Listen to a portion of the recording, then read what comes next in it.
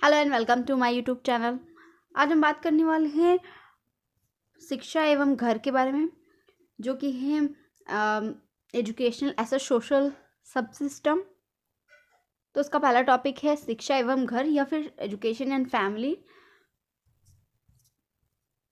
किसी भी बालक की प्रारंभिक शिक्षा घर से आरंभ होती है। घर में रहते हुए बालक को अनेक सुविधाएं मिलती है, लेकिन प्रत्येक परिवार दो महत्वपूर्ण आवश्यकताओं की पूर्ति अवश्य करती है: स्नेह और समाजीकरण। वास्तव में घर ही वह स्थान है जहां पर बालकों को वास्तविक स्नेह मिलता है।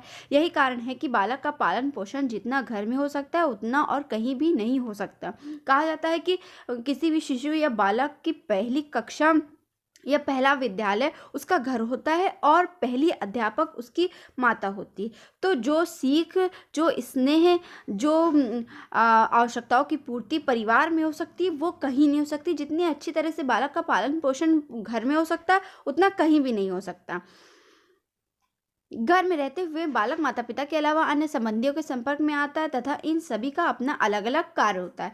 घर के सभी सदस्य एक दूसरे के साथ आदान प्रदान करते हैं और एक दूसरे पर प्रभाव डालते हैं। बालक भी प्रत्येक क्षण घर के प्रत्येक सदस्य से प्रभावित होता रहता है। इस प्रकार बालक समाज के तौर तरीकों को सीखता है तथा अपने व्यक्तित्व का विकास करता है। घर में रहते हुए बालक अपने भावों और विचारों को प्रकट करने के लिए अवश्य शब्दावली सीख लेता है या उसकी मातृभाषा होती है, जिसके माध्यम से उसके ज्ञान में वृद्धि होती रहती है।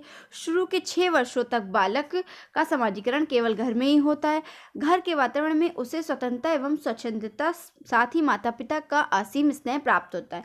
तो जब बालक छोटा होता है, यानी 1 से लेकर 6 साल तक जब बालक होता है, तो उसे ज़्यादातर सीख या सामाजिक से संबंधित, समाज से रिलेटेड जो भी सीख होती है, जो अच्छे और बुरे ज्ञान होते हैं, वो उससे स्वयं अपने घर या अपने घर के वातावरण से प्राप्त होता है। घर के वातावरण में ही उसे स्वतंत्रता एवं स्वच्छंदता, साथ ही माता पिता का असीम स्नेह प्राप्त होता है। इसके माध्यम से ही बालक अपनी प्रारंभिक आदतों तथा दृष्टिकोणों का विकास करता है।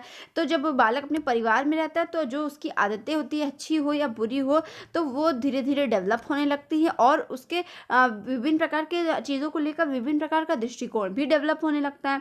बालक अपनी माता पिता, भाई बहनों तथा अन्य संबंधियों के दैनिक जीवन में होने वाले सभी क्रियाओं का अनुसरण करने लगता है। जब बालक देखता है कि परिवार का प्रत्येक सदस्य अपनी कर्तव्य का पालन पूर्ण निष्ठा के साथ कर रहा है, तो वह भी कर्तव्य का पालन करना सीख जाता है। तो क्या है कि जब बालक देखता है कि हमारे घर में जैसा बिहेवियर है, जैसा वातावरण, तो उस घर का बालक भी उसी तरह का होता है। अगर घर के लोग अच्छे अपने कर्तव्य का पालन करेंगे, पूर्ण निष्ठा से अपने फ़र्ज़ को निभाएंगे और समाज को लेके अपना जो भी सामाजिक कर्तव्य उनका पालन करेंगे, तो क्या है, बालक भी देखकर उनसे ही सीखेगा और ख़ुद भी वो करेगा। तो ये भी कहा जाता है कि बच्चे वही करते हैं जो अपने बड़ों से सीखते हैं या उन्हें करता हुआ देखते हैं। तो बच्चों के ऊपर परिवार का बहुत ज़्यादा प्रभाव पड़ता है, तो वह भी कर्तव्य का पालन करना सीख जाता है। इस प्रकार जब वह देखता है कि परिवार के सदस्य एक दूसरे के किस प्रकार व्यवहार कर रहे हैं, तो वह उसी प्रकार का व्यवहार करने लगता है। बालक माता से प्रेम, भाई बहनों से मातृत्व की भावना तथा पिता से न्याय, अधिक नैतिक आदर्शों को सीखता है। इस प्रकार इसकी पार्श्विक प्रवृत्तियां मानवीय गुणों से परिवर्तित होती रहती है।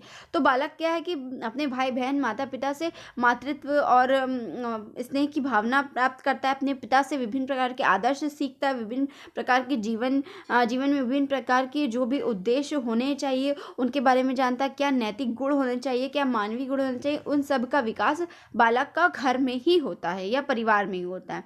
घर में बालक की विभिन्न आवश्यकताओं की पूर्ति हो जाती है। घर में रहते हुए उसे संवेगात्मक अनुभव प्राप्त होती है। ये आवश्यकताएं तथा संवेगात्मक अनुभव बालक की शिक्षा में घनिष्ठ रूप से संबंधित होते हैं। यदि एग्जाम में आता है शिक्षा एवं परिवार, तो आप यहाँ पे घर की जगह परिवार लिख सकते हैं। तो आप यहाँ पे घर की जगह परिवार लिख सकते हैं। और अगर शिक्षा एवं घर आए या फिर एजुकेशन एज एन होम आए, तो आप यहाँ पर घर ही रहने दें। ये आवश्यकताएं तथा संवेगात्मक अनुभव बालक की शिक्षा में घनिष्ठ रूप से संबंधित होते हैं। अच्छे अनुभव से बालक को सीखने की प्रेरणा मिलती और इसमें बालक का स्वाभाविक विकास होता है। इसके विपरीत कुछ अनुभव के कारण बालक का विकास अवरुद्ध होने लगता है। संक्षिप्त रूप में कहा जा सकता है कि शैशवावस्था में बालक का मस्तिष्क अत्यधिक ग्रह होता है। घर के वातावरण से प्रभावित होते हुए वह अपने परिवार की वेशभूषा, भाषा, संस्कृति, आचार विचार तथा रुचियों को स्वाभाविक रूप से ग्रहण कर लेता है। इस प्रकार पारिवारिक शिक्षा बालक के व्यक्तित्व का ऐसा आधार होती है जिसे वह जीवन पर्यंत कभी नहीं भूलता। घर के कार्य: शारीरिक विकास, संवेगात्मक विकास, संस्कृति का हस्तांतरण, व्यक्तित्व विकास, मानसिक विकास, सामाजिक विकास, नैतिकता तथा चरित्र का विकास। शारीरिक विकास यानी